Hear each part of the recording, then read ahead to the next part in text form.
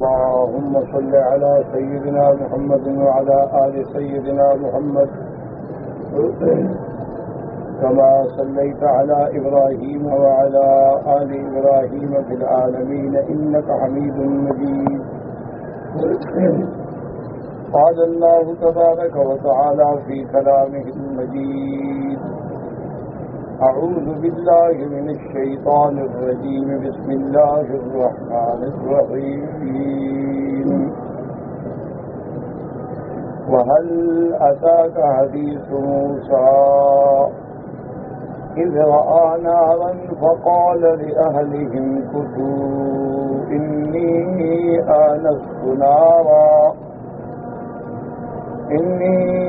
آنست نارا لعلي آتيكم منها بقبس أو أجد على النار هدى. فلما أتاها نودي يا موسى إني أنا ربك فاخلع عليك إنك بالوادي المقدس طوى وأنا اخترتك فاستمع لما يوحى إنني أنا الله لا إله إلا أنا فاعبدني وأقم الصلاة لذكري. إن الساعة آتية أكاد أخفيها لتجزى كل نفس بما تسعى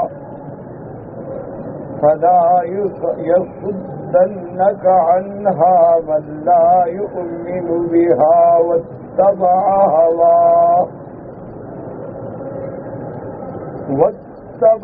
هواه فترضى.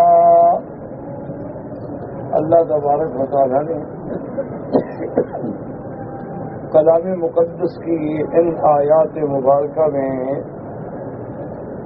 سیدنا موسیٰ علیہ السلام کا واقعہ مبارک ذکر فرمایا ہے. الحمدللہ جیسا آپ پڑھ چکے ہیں کہ قرآن مقدس میں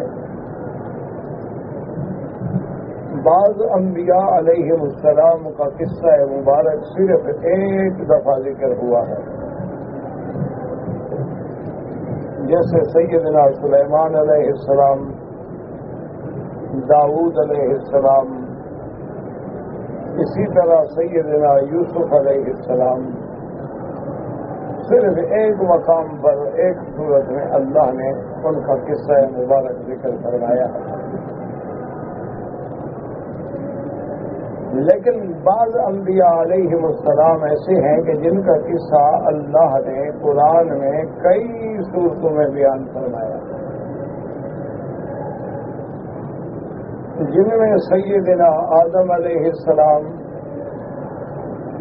سیدنا ابراہیم علیہ السلام، سیدنا موسیٰ علیہ السلام، سیدنا عیسیٰ علیہ السلام، یہ چار اللہ کے ایسے برگزیدہ پیغمبر ہیں کہ جن کا ذکر اللہ نے قرآن مقدس کی کئی صورتوں میں فرمایا.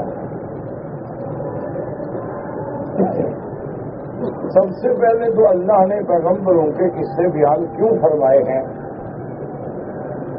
اس کے بارے میں خود قرآن نے وضاحت فرما دی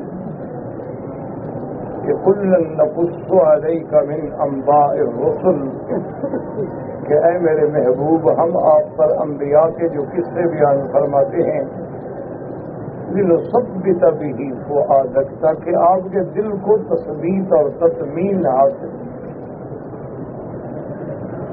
کہ جب آپ کے سامنے ان انبیاء کے واقعات آئیں گے ان کو جو مشکلات پیش آئیں ان کا ذکر آئے گا، ان کے زمانے میں قوم نے کیسے کیسے دکھ پہنچائے، تکلیفیں پہنچائیں، تکذیب کی،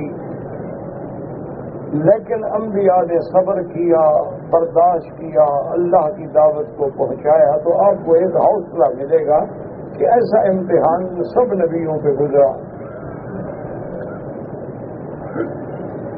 اور دوسرا، ان کے سر مبارک میں عبرت ہوگی کہ آپ کی امت جو ہے وہ عبرت حاصل کرے کہ قوم فرعون کیوں غرق ہوئی، قوم لوط کیوں غرق ہوئی، قوم عاد و ثمود کو اللہ نے کیوں ہلاک و برباد کیا، تاکہ وہ عبرت پکڑیں کہ اگر ہم نے بھی ویسے کیا تو ہمارا بھی وہی حال ہوگا۔ تو اللہ کے قرآن میں جتنے انبیاء کے قصے ہیں ان کے اندر عبر ہیں، مواعظ ہیں، نصائح ہیں، اور میرے محبوب رحمت للعالمین صلی اللہ علیہ وسلم کے دل کے لیے تسکین اور تکمیل کا انتظام۔ اور دوسری وجہ علماء نے یہ لکھی ہے کہ آدم علیہ السلام چونکہ ابو البشر ہیں، اللہ نے تخلیق انسانیت کی ابتدا جو ہے وہ حضرت آدم سے فرمائی ہے، اور پھر آدم علیہ السلام کو ہی اللہ نے خلیفہ بنایا زمین میں، پھر آدم علیہ السلام سے ہی آگے یہ ذریت و نسل بڑھی۔ تو اس لیے اللہ نے آدم کا ذکر جو ہے وہ بار بار فرمایا ہے، تاکہ ہر انسان کو پتہ چلے کہ ہم اولاد آدم ہیں، اور جو آدم علیہ السلام کے نقش قدم پہ چلے گا وہ اپنے والدین کی صحیح اولاد بن کے اپنے والدین کی میراث کا وارث بنے گا، اور اگر نافرمان ہوگا تو پھر محروم ہوگا۔ اس لیے اللہ نے آدم علیہ السلام کا قصہ بار بار ذکر فرمایا۔ اور دوسرا وجہ علماء نے یہ بھی لکھی ہے کہ تخلیق آدم جو ہے وہ قدرت کا ایک عجیب مظاہرہ ہے کہ ایک انسان کو مٹی سے پیدا کر دو۔ یہ ایک عجیب بات ہے کہ ایک مٹی جیسی چیز ہمارے سامنے ہے، مٹی جس میں کثافت ہے، ثقل ہے، اس مٹی سے اللہ ایسا انسان پیدا فرما دے کہ جو اللہ تبارک و تعالیٰ کی قدرتوں کے لیے ایک عظیم برہان بن جائے۔ تو اس لیے بھی اللہ نے آدم علیہ السلام کے ذکر کو بار بار ارشاد فرمایا۔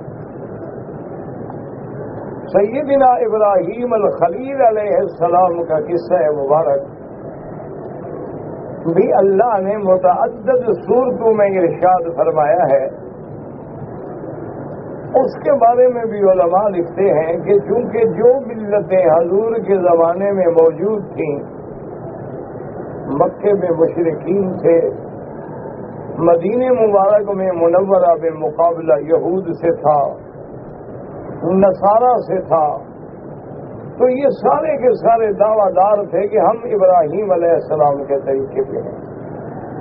مشرکین مکہ کو بھی یہی دعویٰ تھا کہ ہم ملت ابراہیم پہ ہیں، اور یہود کو بھی یہی دعویٰ تھا کہ ہم ملت ابراہیم پہ ہیں، اور نصارہ کو بھی یہی دعویٰ تھا۔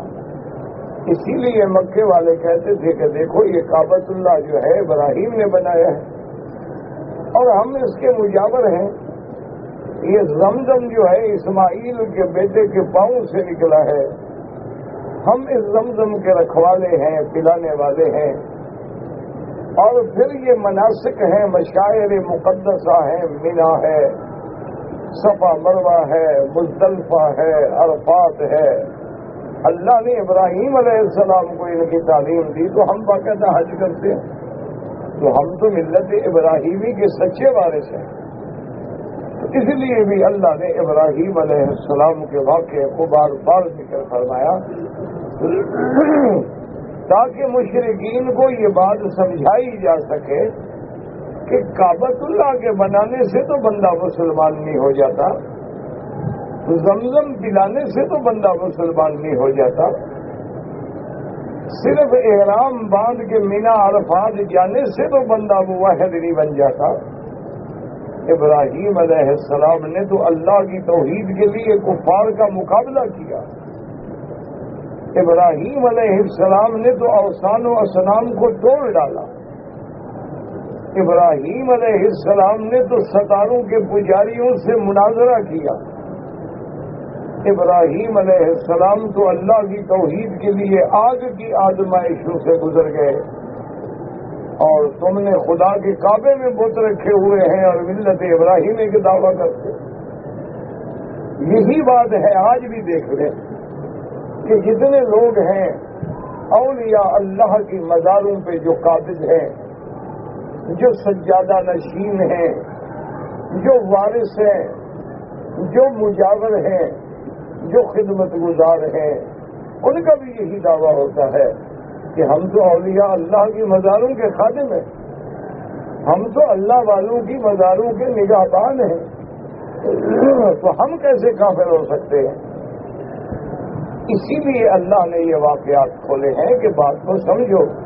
کسی بزرگ کی مزار کے وارث بننے سے بندہ مسلمان نہیں ہو جاتا، کہ تمہارے ان بزرگوں کی جن کی مزاروں کے تم وارث ہو، ان کی زندگیاں قرآن و حدیث میں گزر گئی، اور تمہاری زندگی ان کی مزاروں پہ قوالیوں میں اور گانے اور مجرے اور حجروں میں گزر گئی، ان کی زندگی اللہ کے جہاد میں گزر گئی، اور تم لوگوں کی زندگی فساد میں گزر گئی کہ تم ان کے نام پہ عرس مناتے ہو اور عرسوں میں میلے لگواتے ہو، تمام دنیا کے فسق و فجور کے کام ہوتے ہیں، اور نسبت اولیاء اللہ کی طرف کرتے ہو، کچھ عقل تو کرو نا۔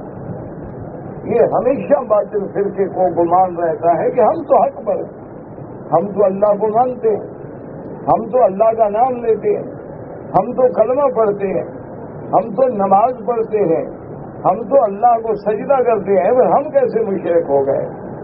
یاد رکھو، مشرک وہی ہوتا ہے جو اللہ کو بھی مانتا ہو اور اللہ کے ساتھ کسی دوسرے میں بھی وہ صفتیں مانتا ہو، اسی کو تو مشرک کہتے ہیں۔ جو اللہ کو نہ مانتا ہو وہ تو مشرک نہیں ہوتا، وہ تو دہریہ ہوتا ہے، وہ تو کمیونسٹ ہوتا ہے، وہ تو لا مذہب ہوتا ہے، لا دین ہوتا ہے۔ مشرک کا معنی شریک بنانے والا، کہ اللہ کو بھی مانتا ہے، اللہ کے نام پہ مینا میں قربانیاں بھی کرتا ہے، بزرگوں کے نام پہ مزاروں پہ جا کے اٹے گھٹے بھی ذبح کرتا ہے، اسی کا نام تو شرک ہے۔ اللہ کے گھر کا طواف بھی کرتا ہے، لیکن کبھی کبھی مزاروں کا طواف بھی کر دیتا ہے۔ اللہ تبارک و تعالیٰ کے دروازے پہ کھڑے ہو کے بڑی لمبی لمبی دعائیں مانگتا ہے، اسی طرح بزرگوں کی مزار سے بھی مانگتا ہے، اسی کا نام شرک ہے۔ اس لیے اللہ نے سیدنا ابراہیم علیہ السلام کا واقعہ قرآن مقدس میں بار بار بیان فرمایا، اور زوردار تردید فرما دی کہ اگر کوئی ذرا سا بھی توجہ کرے تو اس کو سمجھ آ جائے گی کہ ابراہیم علیہ السلام کے وارث جو ہیں وہ صرف محمد الرسول اللہ ہے صلی اللہ علیہ وسلم۔ ابراہیم علیہ السلام کی ملت پہ اصحاب رسول اللہ ہیں، ابراہیم علیہ السلام کی ملت پہ مومنین موحدین ہیں، نہ اہل شرک ہیں نہ اہل بدعت ہیں۔ قرآن نے واضح کر دیا کہ ما کان ابراہیم یہودیا ولا نصرانیا ولکن کان حنیفا مسلما وما کان من المشرکین۔ اللہ نے فرمایا ظالم ابراہیم نہ تو طریقہ یہودیت پہ تھے نہ نصرانیت پہ تھے، بلکہ وہ تو سب کو چھوڑ کے اپنے آپ کو اللہ کے سونپنے والے مومن مسلمان تھے، اور نہ میرا ابراہیم شرک کرنے والوں میں سے تھا، بلکہ اس نے تو مشرکوں سے ٹاکرا دیا، مقابلہ کیا، مکالمہ کیا، مناظرہ کیا، حتیٰ کہ اپنے والدین کو چھوڑا، وقت کی طاقت سے ٹکرا گیا، وقت کے شہنشاہوں سے ٹکرا گیا، اس کو آگ میں ڈالا گیا، لیکن اللہ کی توحید کے راستے سے نہیں ہٹا۔ تم کیسے کہتے ہو کہ ہم اس کے طریقے پہ ہیں؟ جھوٹ بولتے ہیں۔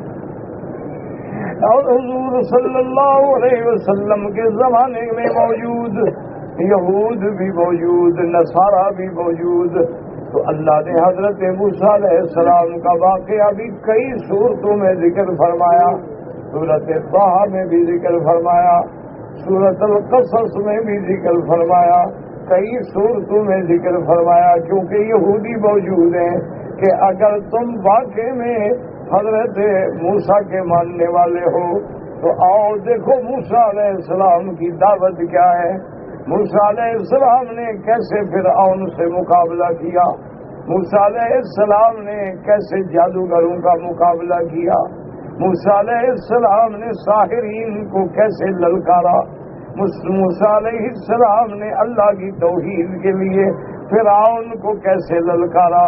تو آؤ پھر موسیٰ علیہ السلام کے طریقے پہ چلو۔ تم کیسی باتیں کرتے ہو کہ ہم موسیٰ علیہ السلام کے دین پہ ہیں؟ اگر موسیٰ علیہ السلام کے دین پہ ہو تو موسیٰ علیہ السلام کی بات مانو، موسیٰ علیہ السلام کی اتباع کرو، اور موسیٰ علیہ السلام اور اسی طرح نصارہ کو چیلنج کیا کہ ظالمو تم عیسیٰ کو خدا بناتے ہو، آؤ میں تمہیں بتاؤں کہ عیسیٰ کون ہے۔ عیسیٰ تو اللہ کا بندہ ہے، اللہ کا رسول ہے، وہ کلمت اللہ ہے، وہ روح اللہ ہے، اللہ نے زندہ آسمانوں میں بٹھایا ہے۔ آؤ ہم تمہیں بتائیں کہ عیسیٰ کون ہے۔ تم تو جھوٹے دعوے دار ہو، عیسیٰ علیہ السلام کا نام لیتے ہو لیکن ان کی بات نہیں مانتے، عیسیٰ علیہ السلام کا نام لیتے ہو لیکن ان کے احکام پہ نہیں چلتے، عیسیٰ علیہ السلام کا نام لیتے ہو لیکن اس کے طریقے کو چھوڑ چکے ہو، کبھی اس کو خدا بنا دیتے ہو، کبھی خدا کا بیٹا بنا دیتے ہو، کبھی تین میں تیسرا بنا دیتے ہو۔ آؤ اللہ کا قرآن تمہیں بتاتا ہے کہ عیسیٰ علیہ السلام کون ہے۔ اس لیے صحیح روایات میں ہے کہ جب صحابہ حبشہ میں تھے، حبشہ کے بادشاہ نجاشی نے صحابہ کو بلایا اور صحابہ میں سے پوچھا کہ تم لوگوں میں سے کوئی ہے جس کا قرابت ہو، جس کا تعلق زیادہ ہو حضور صلی اللہ علیہ وسلم سے؟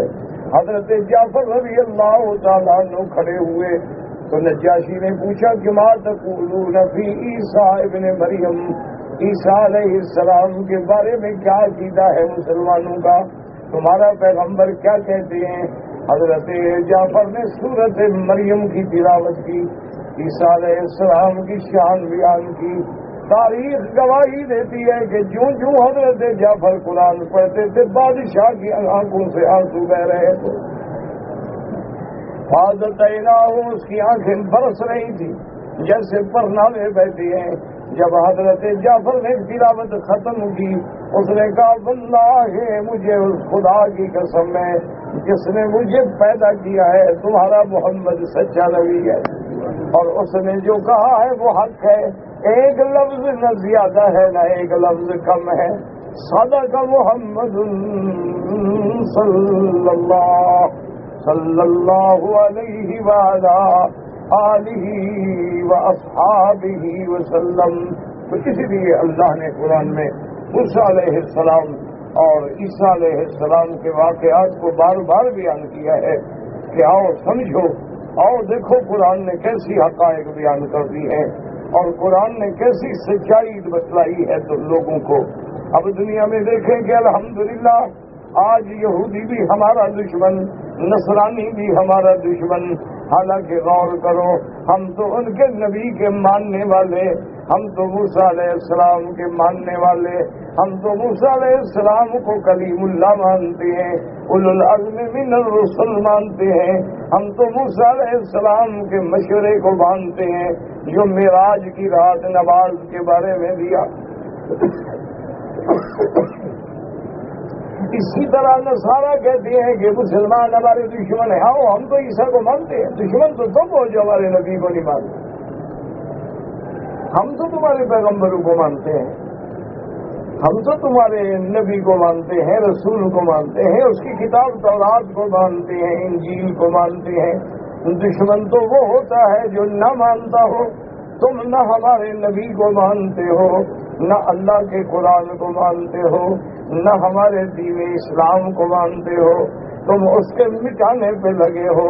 اور ہمارا تو یہ عقیدہ ہے کہ عیسیٰ آسمانوں پہ بیٹھے ہیں, آخر وقت میں اتر کے اسلام کے غلبے کا سبب بنیں گے. تو بتاؤ دشمن کون ہے؟ تم دشمن ہو کہ ہم دشمن؟ تم فسادی ہو کہ ہم فسادی ہیں؟ فساد تو ہمیشہ وہ کرتا ہے نا جو نہ مانتا ہو. جو ماننے والا ہو وہ کیا فساد کرے گا؟ اب دیکھیں نا, اگر آپ مجھے کہیں جی کہ آپ میرے گھر سے چلے جائیں, میں چلا جاؤں تو بات ختم ہوگی. فساد تو نہیں ہوگا. فساد تو تب ہوگا کہ آپ کہیں جاؤ میں کوئی نہیں جاتا, آپ کہیں جاؤ میں نہیں جاتا, آپ دھکے دیں گے میں دھکا دوں گا, لڑائی ہوگی, فساد ہوگا. اگر میں نے آپ کی بات مان لی ہے تو پھر کس بات کا جھگڑا ہے؟ تو ہم تو ماننے والے ہیں, ہم کیسے جھگڑا کر رہے ہیں؟ جھگڑا تو وہ کر رہے ہیں جو ہمارے نبی کو نہیں مانتے, جو ہمارے دین اسلام کو نہیں مانتے, جو اللہ کے قرآن کو نہیں مانتے. اور پھر یہ بات بھی یاد رکھیں, ہم نے قرآن منوانے کے لیے کبھی طاقت کا استعمال نہیں کیا, مسلمانوں نے کبھی طاقت کا استعمال نہیں کیا, بلکہ ہمارے دین نے تو واضح کر دیا کہ لا اکراہ فی الدین قد تبین الرشد من الغی, کہ میرا مدنی دین میں کوئی جبر نہیں. ہم نے رشد کو, گمراہی کو واضح کر دیا ہے. جو چاہے ہدایت اختیار کرے, جو چاہے گمراہ ہو کے مرے. ہم نے دلائل دے دیے, واضح کر دیا. لیہلک من ہلک عن بینۃ ویحیی من حی عن بینۃ, تاکہ جس نے ہلاک ہونا ہے وہ بھی سمجھ بوجھ کے برباد ہو, اور جس نے ہدایت پانی ہے وہ بھی دلائل دیکھنے کے بعد ہدایت پہ آ جائے. اسلام تو جبر کا مخالف ہے, اسلام تو قہر کا مخالف ہے, اسلام تو فساد کا مخالف ہے. قرآن تو بار بار کہتا ہے واللہ لا یحب المفسدین, اور کہیں فرماتے لا یحب الفساد, اور کہیں فرماتے والفتنۃ اشد من القتل.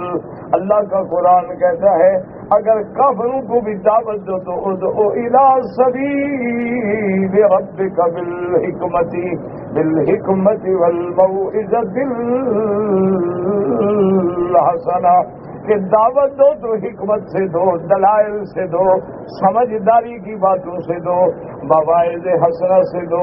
میرے محبوب نے, سرکار دو عالم نے اپنے دو صحابہ حضرت معاذ بن جبل, حضرت ابی موسیٰ الاشعری رضی اللہ تعالی عنہما کو جب یمن بھیجا, آپ نے فرمایا میرے دو صحابہ, تم چونکہ میرے قاصد بن کے جا رہے ہو, میرے رسول بن کے جا رہے ہو, میرے سفیر بن کے جا رہے ہو, اسلام کے دائی بن کے جا رہے ہو, تو سن لو بشرا ولا تنفرا, ان لوگوں کو اچھی باتیں سنانا, ان کو جنت کی خوشخبری سنانا, ان کو نفرت انگیز باتیں نہ سنانا, ہر وقت جہنم کے دروازے نہ کھول دینا, بلکہ ان کو اچھی بشارتوں سے اسلام یسرا ولا تعسرا, ان کو دین کی آسانیاں بتلانا, ان کو مشکلات سے نہ ڈرانا تاکہ لوگ دین سے نہ بگڑ جائیں. ہم تو اس قرآن کو مانتے ہیں جو قرآن کہتا ہے موسیٰ علیہ السلام کے بارے میں اللہ نے حکم دیا کہ موسیٰ و ہارون اذهبا الی فرعون انہ طغی, کہ تم دونوں جا کے فرعون کو دعوت دو, وہ سرکش بن چکا ہے. اب دیکھو فرعون خدائی کا دعوے دار ہے, سرکشی کی انتہا پہ ہے, لیکن قرآن کہتا ہے فقولا لہ قولا لینا, کہ جب فرعون سے بات کرو تو نرم بات کرنا. ہمیں کہتے ہو کہ ہم دنیا میں فسادی ہیں, فسادی تو تم ہو, اسلام کو کیوں بدنام کرتے ہو؟ اصل پتہ ہے وجہ کیا ہے؟ ورنہ ان کو تو پتا ہے کہ مسلمان بیچارہ تو سوئی بھی نہیں بناتا, مسلمان تو جوتا کسی ملک کا پہنتا ہے, کپڑا کسی ملک کا پہنتا ہے, انڈا کسی ملک کا کھاتا ہے, مرغی کسی ملک کی کھاتا ہے, اپنا تو پلے کچھ نہیں. مسلمانوں کے پاس کیا ہے؟ ہاں یہ ہے ماشاءاللہ, کھانے پینے کے بڑے تکڑے. اس کے نہیں اسی کی بات ہے، اس میں بگڑنے یا جھگڑنے کی کیا بات ہے، حقائق ہے۔ اب آپ ساری پوری دنیا پہ نظر ڈالو، سب سے زیادہ آلو تم پیدا کرتے ہو لیکن پیسہ وہ کماتے ہیں۔ تم آلو بیچو گے 2 روپے کلو، 4 روپے، 5 روپے، 10 روپے، وہ ایک چھٹان کے چپس بنا کے تم سے 10 ریال لیں گے۔ وہی آلو ہے اور کیا ہے، کبھی اس کو فنگر بنا دیا، کٹلس بنا دیا، کبھی اس کو چپس بنا دیا، کبھی چپس مسالے والا بنا دیا، کبھی نمک والا بنا دیا، کبھی اس کو ذرا خوبصورت ڈیزائن کر دیا، ڈبے میں پیک کر دیا، وہی تمہارا آلو ہے۔ کپڑا تم بناتے ہو، مہریں ان کی لگتی ہیں، چمڑا تم بیچتے ہو، اور بالی اور روشاس اور چرچل کے جوتے بنا کے 2-2 ہزار کا جوتا وہ بیچتے ہیں، ہمارا 200 میں بھی کوئی نہیں دیتا۔ بناتے جو ایسی چیز ہے نا ماشاءاللہ، سب سے قیمتی جوتا پہنو نا جی ہمارے ملک کے بنے ہوئے ماشاءاللہ 5-5 ہزار روپے کا ایک جوتا ہوتا ہے۔ 15 دن کے بعد انشاءاللہ نیچے والا حصہ ایک طرف، اوپر والا ایک طرف۔ کوئی بہت بڑا ڈھیچ کمپنی کا بنا ہوا ہو نا، وہ بھی 1 مہینے کے بعد کشتی نما ہو جاتا ہے، کوئی شکل ادھر جا رہی ہے وہ ادھر جا رہی، شیپ تباہ ہو جائے گا۔ وہی چمڑا جب ان کو بھیجتے ہو وہ جوتا بناتے ہیں، 2000 بھی لیتے وہ خراب بھی نہیں ہوتا۔ آخر کوئی عقل کی بات کر، وجہ کیا؟ پھر تمہارے کیوں مخالف ہیں؟ وہ تو جانتے ہیں تمہارے پلے دانے نہیں ہیں، جب چاہو جس کو چاہو رگڑ دو، تو پھر کیوں آخر ان کو بلا کھا گئی ہے، پاگل ہو گئے ہیں، کالے کتے نے کاٹا ہے کہ بھاگ کے ہمارے پیچھے پڑ گئے۔ وجہ یہ ہے ان کو پتہ ہے کہ وہ وقت آنے والا ہے جب دین محمد غالب ہوگا، وہ اس لیے زور لگا رہے ہیں کہ جتنا مار سکتے ہو مارو، شاید ہی مر جائے، شاید ہی مر جائے، ورنہ انہوں نے آنا تو ہے۔ اللہ کے دین کا وعدہ تو سچا ہوگا کہ لیظہرہ علی الدین کلہ، اور جب جس عیسیٰ علیہ السلام پہ ہم ناز کر رہے ہیں وہی آگے تو ہماری شریف توڑے گا۔ ان کو پتا ہے، وہ پاگل نہیں ہے، وہ کتابیں پڑھ کے بیٹھے ہیں، تمہاری طرح قرآن طویل لکھنے کے لیے نہیں رکھا انہوں نے۔ تم نے تو قرآن شریف کا مطلب ڈھونڈ لیا ہے نا جی، تاکوں میں سجایا جاتا ہوں، دھو دھو کے پلایا جاتا ہوں، بس۔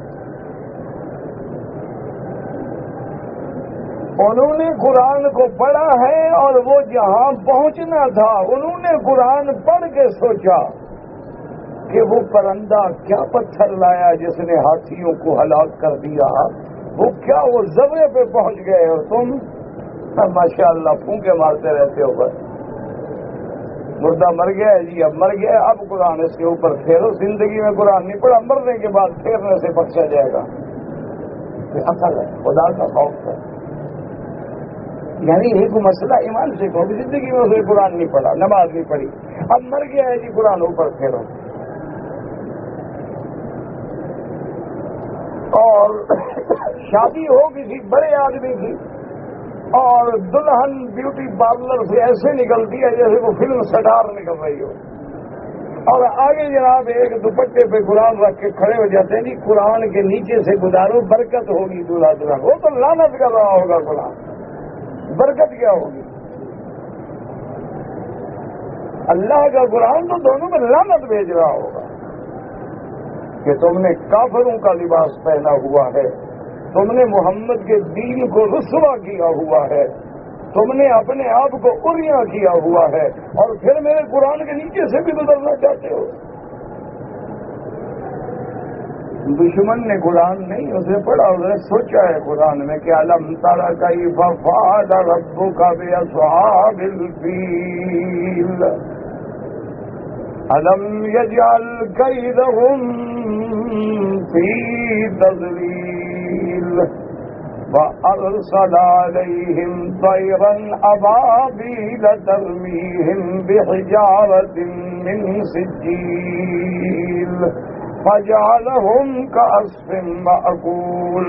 اس نے اس پہ سرچ کیا ہے اس نے تحقیق کی ہے، مفکر بٹھائے، دماغ والے بٹھائے، اپنے علم والے بٹھائے، غور کرو یہ چیز کیا ہے۔ اور ہم نے اپنے علم والوں کا مقام کیا رکھا ہے؟ 11ویں شریف کا دودھ پلا دو ان کو، 7 جمعراتوں کے چاول کھلا دو، جب کوئی مردہ مر جائے تو اس بدبخت ملا کو نہلانے کے بدلے میں پرانے کپڑے سر پہ رکھوا کے گھر سے بھگا دے۔ ہم نے جب علماء کی یہ قدر کی ہے نا، ہمیں بھی علماء نے ماشاءاللہ ان چاولوں میں ہی رکھا ہے۔ وہ ایک مسل مشہور ہے، اللہ جانے سچی ہے یا جھوٹی ہے، ایک مولوی کو بستی والے لے گئے 500 روپے مہینہ تنخواہ پہ، مہینے کے بعد ان کو پتہ نہیں مولوی اچھا نہ لگا، انہوں نے کہا جی یہ 300 روپے لو اور جاؤ۔ بھائی 500 روپے تنخواہ کا فیصلہ ہوا ہے، مجھے 300 کیوں دے رہے ہو؟ انہوں نے کہا جی نہیں آپ لیٹ کرتے تھے، وقت پہ نماز نہیں پڑھاتے تھے، بس یہ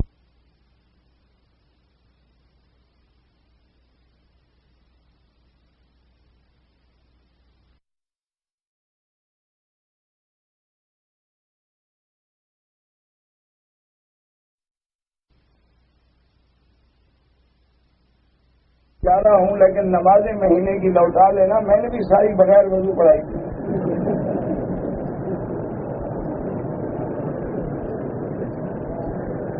میں تو جا رہا ہوں، تم نے مولوی کو اس حال میں رکھا ہے نا، اس نے بھی تمہیں نہ نماز پڑھائی ہے نہ دین سکھایا ہے، اس نے بھی 11ویں شریف، کل شریف، عرس شریف، چیلم شریف، کونڈے شریف، معراج شریف، رجبی شریف، شبان کی 15 رات شریف، باقی کچھ نہیں۔ نماز پڑھو نہ پڑھو بس جھنڈی لگاؤ، میلاد مناؤ، جلوس نکالو، تم پکے مسلمان سیدھے جنت میں۔ یہ جو نمازیں پڑھ رہے ہیں، ٹکرے مارے ہیں، تو وہاں بھی ہیں۔ یہ سکھلا ہے کیوں؟ سیدھی بات ہے، جتنا خرچ کرو گے گل ڈالو گے اتنا ہی میٹھا ہوگا۔ دشمن کو جہاں بندہ ملے گا نا، کوئی بھی جینیس ملے گا، وہ کروڑوں خرچ کر کے بھی لے جائے گا۔ وہ جینیس چاہے ریاضیات میں ہو، لغت میں ہو، ادب میں ہو، کرکٹ کا کھلاڑی ہو، ہاکی کا کھلاڑی ہو، فٹ بال ہو، اس کو لے جائے گا۔ وہ کہہ رہے ہیں میرے پاس جینیس لوگ آئیں گے تو کچھ سوچیں گے نا۔ انہوں نے محنت کی ہے اور آج وہ ساری دنیا کو نچا رہے ہیں انگلیوں پہ، ڈور کہیں سے ہلتی ہے، پتلیاں ہم ناچنا شروع کر دیتے ہیں۔ اور ہم نے ماشاءاللہ سبحان اللہ اس کھانے پینے پہ زور ہے، انشاءاللہ جھنڈیاں لگا کے بخشوا لیں گے اپنے آپ کو۔ پیر مضبوط ہو، بس فکر نہ کرو، سارا بھگتے گا قیامت میں ہماری طرف سے انشاءاللہ۔ تکڑا ہو، ذرا مضبوط ڈھونڈا کریں گے، ایسے پیر ہوتے ہی مضبوط ہیں، کوئی کمزور پیر دیکھا ہے؟ مفت کے کھانے والے موٹے نہیں ہوں گے تو کیا کریں گے؟ سچی بات ہے، ان کی گردنیں جو ہے نا فٹوں میں بڑھتی ہیں۔ ماشاء اللہ ماشاء اللہ، گھوڑی پہ بیٹھے تو گھوڑی پناہ مانگتی ہے کہ عذاب بیٹھ گیا میرے۔ گاڑی میں ان کو بٹھاؤ نا جی، چاہے پجیرو ہو یا لینڈ کروزر ہو، گاڑی یوں چلتی ہے اس سے۔ میرے تو بڑے دوست ہیں نا پیر، میں کبھی کبھی ان کے ساتھ سفر کرتا ہوں، مجھے دوسری طرف بٹھائے تو میں لٹکا ہوا ہوتا ہوں ایسے۔ کیا کریں، دوستی تو نبھانی ہوتی ہے نا، دوستیاں تو سب سے ہوتی ہیں، اچھی سے بھی ہوتی ہیں، سب سے ہوتی ہیں۔ بہرحال بڑا شرم کرتے ہیں اللہ کے گھر کا، یہ بھی ان کی مہربانی، ورنہ نہ کریں تو میں کیا کروں گا۔ تو بہرحال اب اس لیے اللہ نے یہ واقعات سنائے ہیں کہ تم موسیٰ کا نام لیتے ہو لیکن موسیٰ کے دین پہ نہیں ہو، تم عیسیٰ علیہ السلام کا نام لیتے ہو لیکن عیسیٰ کو نہیں مانتے۔ اگر تم عیسیٰ علیہ السلام کو مانتے تو میرے بدری کی بشارت دینے والا تو عیسیٰ ہے، تو تم تو سب سے پہلے اسلام لے آتے حضور صلی اللہ علیہ وسلم پر۔ اس لیے قرآن پاک نے حضرت موسیٰ علیہ السلام کا واقعہ بیان فرمایا جو آج کے سبق میں ہم نے پڑھا ہے۔ وَهَلْ أَتَاكَ حَدِيثُ مُوسَىٰ إِذْ رَأَىٰ نَارًا فَقَالَ لِأَهْلِهِ امْكُثُوا إِنِّي آنَسْتُ نَارًا لَعَلِّي آتِيكُم مِّنْهَا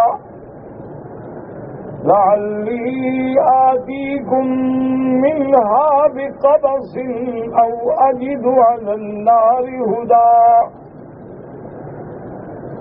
اللہ تبارک و تعالی نے فرمایا کہ میرے محبوب صلی اللہ علیہ وسلم حل اتاکا، کیا آپ کو پہنچی ہے خبر موسیٰ علیہ السلام؟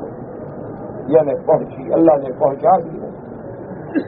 تو حضرت موسیٰ علیہ السلام جب حضرت شعیب کے گھر میں تھے، حضرت شعیب کی بیٹی سے آپ کی شادی ہوئی، 10 سال کی مدت جو ہے ابعد الاجلین وہ حضرت موسیٰ علیہ السلام نے شعیب کی خدمت کی، ان کے گھر میں بکریاں چرائی، اور 10 سال کی مدت جب پوری ہو گئی تو موسیٰ علیہ السلام نے عرض کیا کہ حضرت اب مجھے اجازت دیں، 10 سال ہو گئے، میرا وعدہ پورا ہو گیا اور اب مدت گزر گئی ہے، مجھے اپنی والدہ سے جدا ہوئے، بہن سے جدا ہوئے، وہ بصر میں ہیں، وہ میری راہ تک رہی ہوں گی، اور اب وہ دور بھی بدل گیا، مدت گزر گئی، وہ جو قبطی مر گیا تھا، اب 10 سال کے بعد کون کسی کو یاد رکھتا ہے؟ تو آپ مجھے اجازت دیں کہ میں اپنے گھر لوٹ جاؤں۔ حضرت شعیب نے خوشی سے اجازت دی، اپنی بیٹی جو حضرت موسیٰ علیہ السلام کی بیوی ہے ان کے ساتھ رخصت کی، ساتھ خادم دیے، ساتھ کچھ اپنی برادری کے لوگ بھی دیے کہ ان کو کسی منزل تک پہنچا دیں، اور ساتھ کچھ بکریاں بھی عطا فرمائیں کہ آپ نے میری بڑی خدمت کی ہے تو یہ آپ کا انعام ہے، ہدیہ ہے، اور آپ کو ایک لکڑی بھی عطا فرمائی، آسا بھی عطا فرمایا۔ بعض روایات میں یہ آتا ہے کہ حضرت شعیب کے پاس یہ عصا جو ہے حضرت آدم سے لے کر ایسے چلتے چلتے چلتے حضرت شعیب کے پاس پہنچا اور پھر حضرت موسیٰ کے پاس، لیکن اللہ عالم۔ اب موسیٰ علیہ السلام نے سوچا کہ صحیح راستہ اختیار کرنے کے بجائے اگر ہم کسی خفیہ راستے سے مصر میں داخل ہو جائیں تو زیادہ بہتر ہے، کیونکہ ہو سکتا ہے کہ فرعون کی لشکر کو، اس کی انتظامیہ کو اور ان کی پولیس کو ابھی تک وہ میری تلاش ہو، کیونکہ پولیس والے جو ہیں نا ہر دور میں ایسے ہوتے ہیں، شریفوں کو جلدی پکڑ لیتے ہیں۔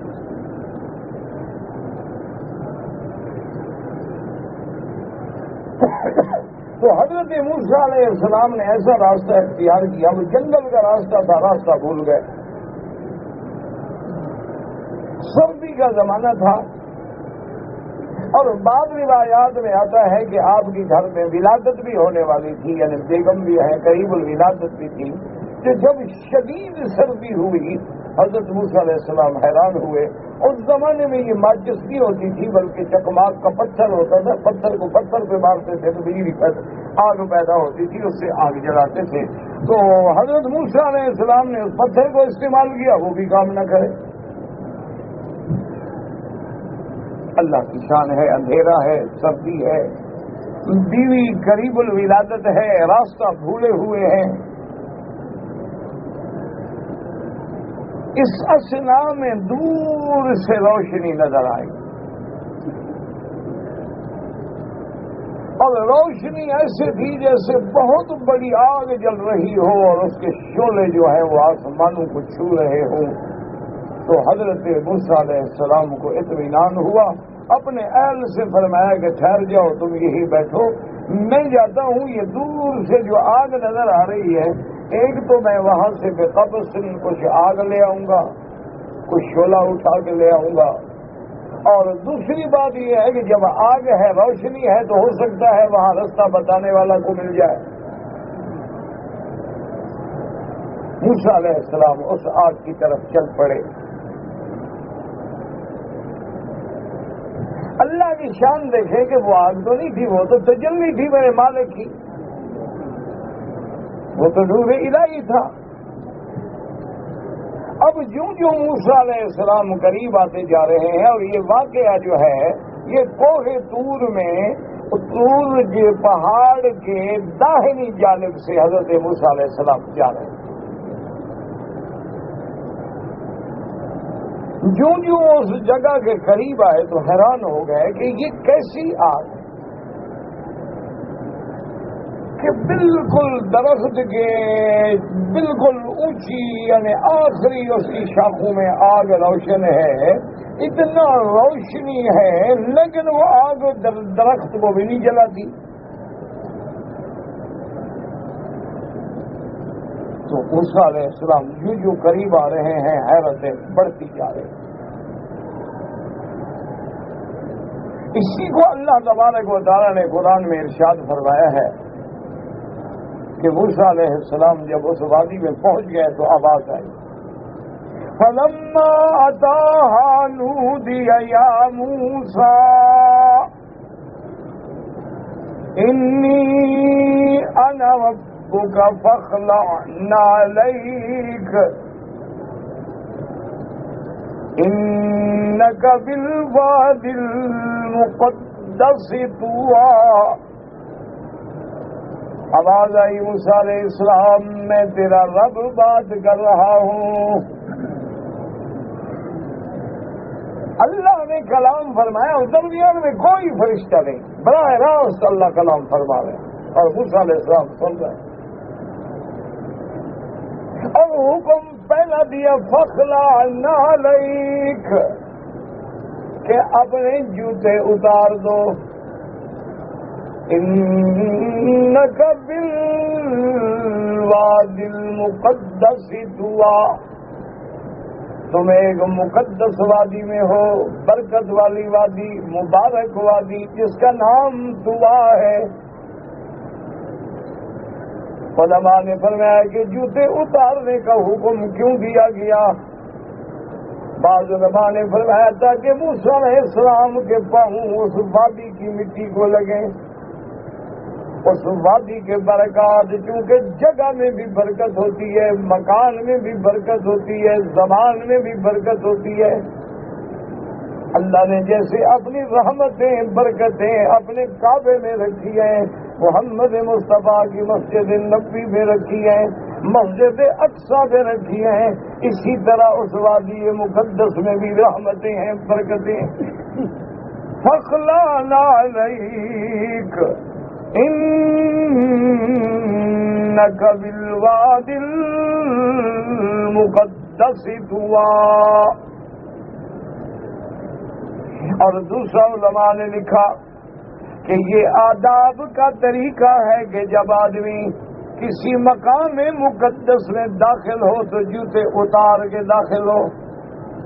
یاد رکھو جہاں تک اسلام کے اندر نماز کی حالت میں جوتے پہننے کا حکم ہے، بالاتفاق جائز ہے۔ اگر جوتا پاک ہے، جوتا صاف ہے، تو اب مسلمان اس میں جوتا پہن کے بھی مسجد میں جا سکتے ہیں، نماز پڑھ سکتے ہیں، بالکل جائز ہے، کوئی جھگڑا نہیں۔ لیکن یاد رکھو ایک چیز ہوتی ہے جائز ہے، لیکن حضور کی سنت جو ہے وہ تو ہمیشہ اتار کے پڑھتے تھے، لیکن حضور کبھی کبھی ایسا فعل فرما دیتے ہیں کہ ضرورت پڑ جائے، سورج ہے، گرمی ہے، پاؤں جل رہے ہیں، بندہ کیا کرے، جوتا صاف ہے پہن لو، کوئی بات نہیں۔ تو بات کو سمجھا کریں۔ آج مشکل یہ ہو گئی ہے کہ میری طرح دو جماعتیں پڑھ کے ہر آدمی مولوی بن گیا، یہ بڑا مسئلہ ہے۔ اللہ پاک ہدایت دے۔ ہر نوجوان نے اپنا عقل، اب دیکھو کہ حدیث مبارک میں موجود ہے، بی بی عائشہ فرماتی ہیں کہ حضور تہجد پڑھ رہے تھے، میں آگے لیٹی ہوئی تھی، حضور لمبی رکعت کرتے، تو جب حضور سجدے میں آتے غمز نہیں، صحیح حدیث ہے، حضور میرے پاؤں کو یوں ہاتھ سے چھوتے تو میں جلدی جلدی پاؤں سکیڑ لیتی، حضور سجدہ کر لیتے، جب حضور کھڑے ہوتے تو میں پاؤں اپنے سیدھے کر لیتی۔ حدیث ہے، آمنا باللہ، ہمارا حدیث پہ ایمان ہے، حضور کے فرمان پہ ایمان ہے کہ اگر عورت آگے ہے تو نماز نہیں ٹوٹے گی، لیکن کیا یہ حکم دو کہ جو مولوی آدمی تہجد پڑھے پہلے آگے بیوی کو سلائے؟ کوئی عقل کرو، حدیث سمجھا کرو۔ اب کوئی آدمی یہ حکم کرے گا بابا تم نے تہجد پڑھنی ہے، پہلے بیوی کو سلاؤ پھر تہجد پڑھو، مانا ہے کہ حضور نے بتلا دیا کہ ایسے حالات ہو جائیں تو جائز. کیا مانا؟ ہم سفر کر رہے ہیں، جگہ تنگ ہے یا ادھر ادھر جگہ خراب ہے، اتنی جگہ ہے کہ بستر کے لیے کپڑا بچھا دیا، بیوی لیٹی ہوئی ہے، میں نے تہجد پڑھی، پڑھ لو. حضور پاک کبھی عمل فرما کے امت کے لیے راستہ بتلا دیتے ہیں کہ بابا ایسا واقعہ پیش آ جائے تو جائز ہے. اگر کسی نے جوتا پہن کے نماز پڑھی یا جوتا پاک ہے، جائز ہے. جوتا پہن کے مسجد میں چلا آیا ہے، جائز ہے. یہ مانا نہیں کہ اس کو طریقہ بنا دو ہمیشہ کے لیے. بات کو سمجھا کریں. مشکل یہ ہے کہ آدمی سمجھتا نہیں اور فوراً اعتراض کر دیں گے یہ جی حدیث نہیں مانتے، نعوذ باللہ ثم نعوذ باللہ.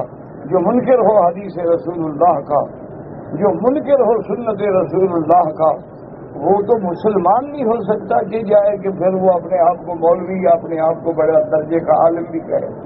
لیکن بات سمجھا کرو، ایک فعل ہوتا ہے جواز کے لیے، بیان جواز کے لیے. حضور پاک نے بخاری شریف کے لیے کھڑے ہو کے پیشاب فرمائے، لیکن اب کھڑے ہو کے پیشاب کرنے کو ہم سنت تھوڑا بنا دیں گے کہ تم بھی کھڑے ہو کے پیشاب کیا کرو. وجہ کیا تھی کہ علماء نے لکھا بھی یا تو حضور کو تکلیف تھی، بیٹھ نہیں سکتے. ہے نا صدقہ مانگتا ہے، دعا کے لیے کہتا ہے، وہ بھی تم نہیں کرتے، اس میں بھی وکیل ہو تو کیا کرے آگے.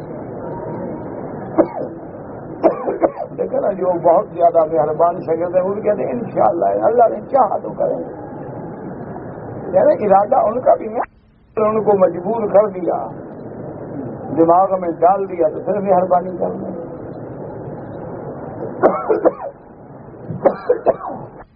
وقت نہیں ملتا.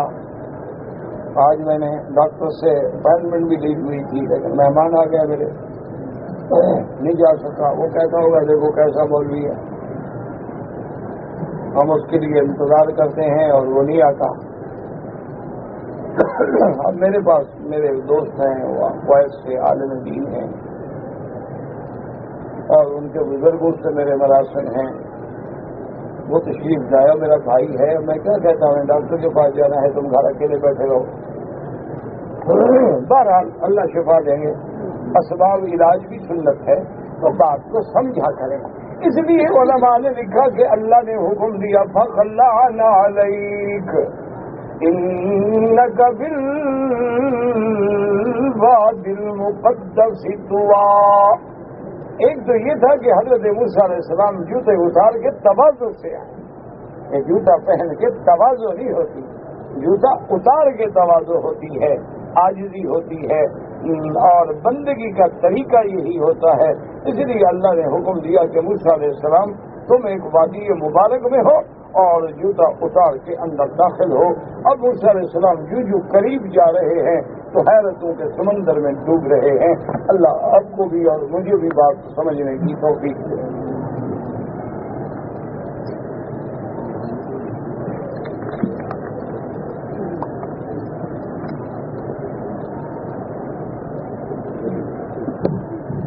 کہتے جی کہ حدیث میں آتا ہے کہ آدمی اتنا عبادت کرتا ہے کہ جنت کے قریب پہنچ جاتا ہے، لیکن اللہ کا لکھا غالب آ جاتا ہے، اس سے کفر ہو جاتا ہے، وہ جہنم میں چلا جاتا ہے.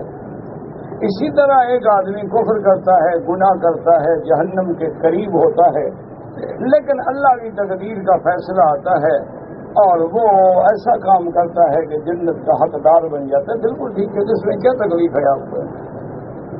آپ کا تقدیر پہ ایمان نہیں، ہمارا تو ایمان ہے،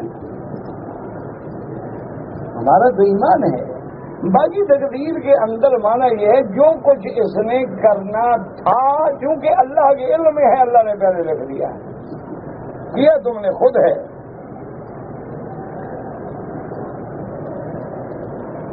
کہتے ہیں کہ حالت حیض میں یا جنابت میں قرآن پکڑنا پڑھنا جائز، غلط بات ہے. بات سمجھو، جنابت کے عالم میں تو کوئی بھی نہیں کہتا کہ عورت یا مرد جو ہے قرآن پکڑے یا پڑھے یا چھوئے، بالکل نہ جائے. حیض کی حالت میں بعض علماء اور بعض ائمہ فرماتے ہیں کہ قرآن کو عورت ہاتھ تو نہ لگائے، لیکن ہاتھ پہ دستانے چڑھا دے کہ حافظ قرآن ہے بچی، اگر 8 دن قرآن نہیں پڑھے گی تو قرآن بھول جائے گا۔ اگر وہ نفاس میں ہے اور نفاس لمبا ہو جائے 40 دن تک، اور 40 دن تک قرآن نہ پڑھے تو قرآن بھول جائے گا۔ لہذا وہ فرماتے ہیں کہ حیض سے یا نفاس سے پاک ہونا اس کے اپنے ہاتھ میں نہیں ہے، وہ وقت گزرے گا تو پاک ہوگی۔ لہذا اس میں وہ اگر کپڑے پہ کپڑا لپیٹ لے یا دستانہ چڑھا لے اور کھول کے ذرا قرآن دیکھ لیا پھر رکھ دیا پھر یاد پڑتی رہے تو وہ اجازت دیتے ہیں۔ لیکن امام ابو حنیفہ رحمۃ اللہ تو اس میں بھی اجازت نہیں دیتے، وہ کہتے ہیں حیض ہے، نفاس ہے، جنابت ہے۔ یہاں تک جنابت کا مسئلہ ہے، اس میں تو سب ائمہ متفق ہیں کہ نہ ہاتھ لگائیں نہ پڑھے۔ کیوں کہ جنابت سے پاک ہونا تمہارے اپنے ہاتھ میں ہے، حمام میں جاؤ غسل کرو پاک ہو گئے بس، یہ تو تم مجبور نہیں ہو نا پاکی حاصل کرنے میں، تو اس لیے اس میں تو ہاتھ لگانے کی قطعاً اجازت ہی نہیں۔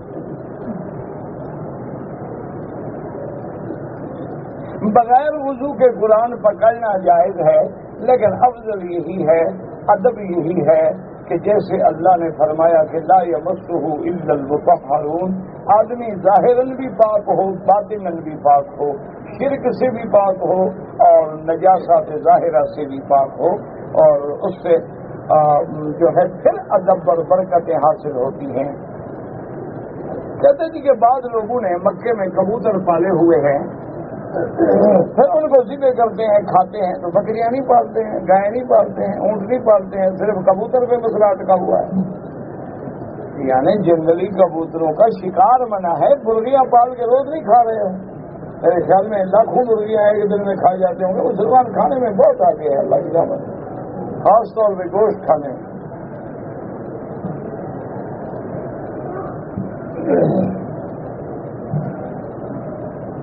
کہتے ہیں کہ میں نے اپنی بیوی کو طلاق نہیں دی، لیکن وہ کہتی ہے کہ طلاق دے دی ہے۔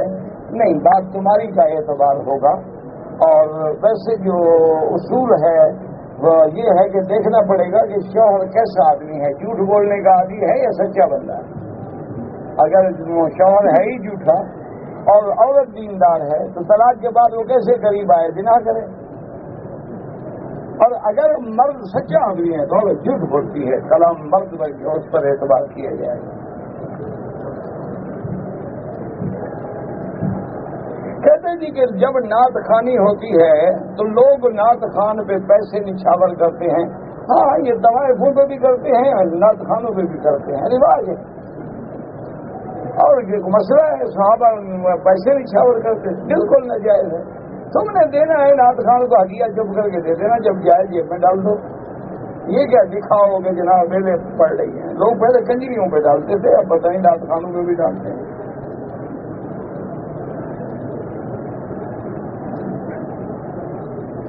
قرآن مجید میں ہے باب ربہ کا حتیٰ یاتی عقل یقین، سوائے 3 اعمال کے۔ اللہ کے بندے بات کو سمجھا کرو کہ قرآن کہتا ہے کہ اس وقت تک عبادت کرو جب تک کہ تمہیں موت آئے۔ حضور نے دیکھا کہ موسیٰ علیہ السلام نماز پڑھیں، معنی یہ ہے کہ اب اس عمل پہ جزا نہیں ملے گی۔ جو ہم قیامت میں قرآن پڑھیں گے تکلیف تو نہیں ہوگی نا، آدمی مکلف تو نہیں قرآن پڑھنے کا۔ جنت میں اگر کوئی نماز پڑھے گا تو آدمی مکلف تو نہیں کہ نماز پڑھے، لیکن پڑھیں گے تو وہ عمل جو دنیا میں کر رہا ہے اس کی تو جزا ہے، بعد میں جو ہے وہ تو عادی ہے۔ اسی لیے حدیث میں آتا ہے کہ آدمی دیکھے گا، معلوم ہوتا ہے کہ سورج ڈوب رہا ہے تو کرے گا جلدی کرو یار میری نماز کا وقت جو نکل جائے۔ جس کو نماز کا فکر ہے اس کو ہر جگہ نماز کا فکر ہے، تو تم دونوں کو کیوں گڑبڑ کر رہے ہو؟ انبیاء تو لذت کے لیے بھی پڑھیں گے، ان کی تو حلاوت جو ہے، تراوت جو ہے، قرۃ عین فی الصلاۃ، آنکھوں کی ٹھنڈک کی نماز میں ہے۔ وہ تو جنت میں بھی پڑھیں گے، جنت میں سورۃ الرحمن پڑھی جائے گی، جنت میں اللہ کا قرآن پڑھا جائے گا، جنت میں ہر عبادت، لیکن وہ شوق سے ہوگی، تکلیف سے نہیں ہوگی۔ تکلیف اس وقت تک ہے جب تک ہم زندہ ہیں۔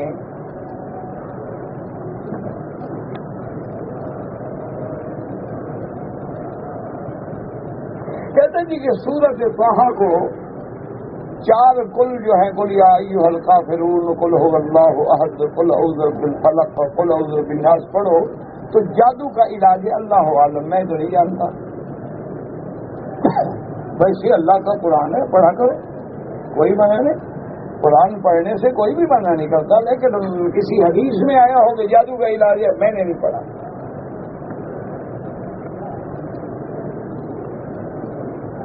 کہتے تھے کہ حضرت عثمان کے بارے میں روایت ہے کہ آپ قرآن کو بوسہ دیتے تھے، کہاں ہے وہ روایت؟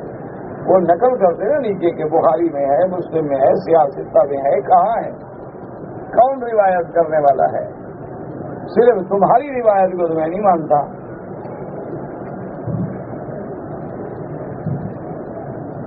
کہتے جی محرم میں جو لوگ حلیم تقسیم کر دیا، اور کیا کرے بھائی، یہی تو میں نے کہا نا ہمارا مسلمانوں کا یہی کام ہے، حلیم کنڈے، 22 رجب کو کنڈے، 27 رجب کو رجبی، اس کے بعد جناب 15 شعبان کو حلوے کی دیگیں چڑھائیں گے کہ آج تقدیر لکھ رہی ہے ہمارا تھا کہ حلوہ زیادہ کھائیں گے زیادہ لکھا جائے گا نا سال۔ کوئی اصل یہ دین ہے، یہ ڈھونگ رچائے ہیں لوگوں نے۔ مولوی کو حلیم کھانی ہو خریدے گا تو نہیں نا، وہ کوئی مسئلہ ہی بتا دے گا نا، کیونکہ تم لوگوں کا مزاج بن گیا ہے۔ دیکھو اللہ کا شکر ہے، اتنے عرصے سے میں پڑھا رہا ہوں، کتنے طالب ہیں جنہوں نے مجھے بطور خالص محبت سے کہا جی ہماری دعوت کھا لو۔ کسی کی شادی ہو تو کہتے ہیں کیوں شادی کے 100 آدمی کی روٹی ہوگی، ایک مولوی کھا جائے گا، کیا آسمان ٹوٹ پڑے گا؟ کبھی شادی میں جو استاد کو بلا لو، شادی میں 100 آدمی ہو تو 150 کا کھانا ہوتا ہے، اگر استاد بھی 2 آدمی کے ساتھ کھا لے گا تو کون سا پہاڑ لگ جائے؟ مجال ہے کبھی صرف کھانا کھلایا ہو۔ اچھا آج اگر میں کسی شاگرد کو شام کو بلا کے کہہ دوں نا کہ رات میں نے خواب دیکھا ہے تمہارا بابا بڑا بھوکا پھر رہا تھا، یہ کل حلوہ کی دیگ پکا کے لے آئے گا، تو کون بھی اسی لیے جھوٹ بولتے ہیں، تم ان کی خدمت بھی کرتے ہو تو جھوٹے مسئلے بتاتے ہیں۔ اچھا جی کسی آدمی نے عمرے کی نیت کی، طواف کیا، نفل پڑے، صفا مروا نہیں کیا، بال مڑا کے احرام اتار دیا تو دم پڑ گیا، صفا مروا واجب ہے، اس نے چھوڑ دیا، اب اس کو دم ادا کرنا ہوگا۔ میرے والد کو، میری والدہ کو والد کی شکل خواب میں نظر آتی ہے، تو اور کیا نظر آئے؟ میری شکل نظر آئے، تو اپنے خامد کو بیچاری دیکھے گی اور کس کو دیکھے گی؟ اچھی بات ہے، خیر ہے، کچھ نہیں ہوتا، ڈرو نہیں۔ یہ لوگ سمجھتے ہیں نا مردہ نظر آ رہا ہے کہ میرے جانے کا وقت نہ آ گیا، اصل چکر یہ ہے اپنے وقت پہ مرو گے، خیر میں میرے والد کا پیشاب نکل جاتا ہے، حج میں عمرہ کر سکتے ہیں؟ ہاں کر سکتے ہیں، ان کو کپڑا پہنا دیں، وضو کریں اور طواف مکمل کر لیں، کوئی بات نہیں۔ ٹی وی پہ خبریں دیکھیں، خبریں دیکھا کرو لیکن سنانے والی عورت نہ ہو۔ اگر سنانے والی عورت ہو، میک اپ کر کے، سنگار کر کے، بال کٹوا کے، اپنی ہر ادا سے خبریں سنا نہ رہی ہو، پہنچا بھی رہی ہو، پھر تو بالکل ڈبل حرام ہے۔ بعض تو سناتی ہے نا، بعض پہنچاتی بھی ساتھ ہیں اشاروں سے کہ خبر اچھی طرح اندر اتر جائے۔ حرم شریف میں اگر چپل گم ہو جائیں تو ہم کسی اور کے چپل لے جائیں؟ بھائی یہ تو تم خود مفتی ہو، عالم ہو، اگر بیوی گم ہو جائے پھر نہیں، مسئلہ یہ بھی بتاؤ نا کہ اگر حرم میں کسی کی بیوی گم ہو جائے، وہ کیا اگر دروازے کے باہر جو بیوی بھی لے لے، کوئی عقل کرو، جیسے بڑی چیز حرام ہے چھوٹی چیز بھی حرام ہے۔ یہ ایسے مسئلہ نہیں سمجھتے نا، مجھے پھر بلوچی مسئلہ بتانا پڑتا ہے۔ بلوچی مسئلہ ہوتا ہے کہ ڈنڈا مارو، وہ پھر یاد رہتا ہے۔ ایک آدمی ریاض سے حج کے لیے آیا، حج کا خرچہ برداشت نہیں کر سکتا، حرم میں پہنچ گیا، حرم سے احرام باندھ کے حج کر لیا، کوئی حرج نہیں، حج تو ہو جائے گا نا اللہ کے بندے، جب آ گیا تو اب خرچہ کیا نہیں برداشت کر سکتا؟ آگے تو 5 ریال 10 ریال لگیں گے عرفات جانے میں، کر سکتا ہے حج۔ اگر آدمی کے بال چھوٹے ہوں، احرام باندھا ہو تو سیفٹی پھیرے، ہاں سیفٹی پھیرے لیکن سارے بال صاف کرے، یہ نہیں کہ تک لگائے۔ دم پاکستان میں نہیں دی جاتی، مکے میں دی جاتی ہے۔ ابھی پیسے نہ ہوں تو وہاں جانے کے بعد بھی کسی کو پیسے بھیج کے وکیل بنا دینا کہ بھی میری دم دے دو، لیکن کسی دیانت دار کو بنانا، مولوی بنا نہیں، میرا مشورہ یاد رکھتا ہوں، مولوی کو مسئلے کا پتہ ہوتا ہے، وہ کہتے ہیں اللہ قبول فرما اسلام کریں، یہ مولویوں کا تو گزارا اسی پہ ہے نا، صدقہ زکات حلال چیز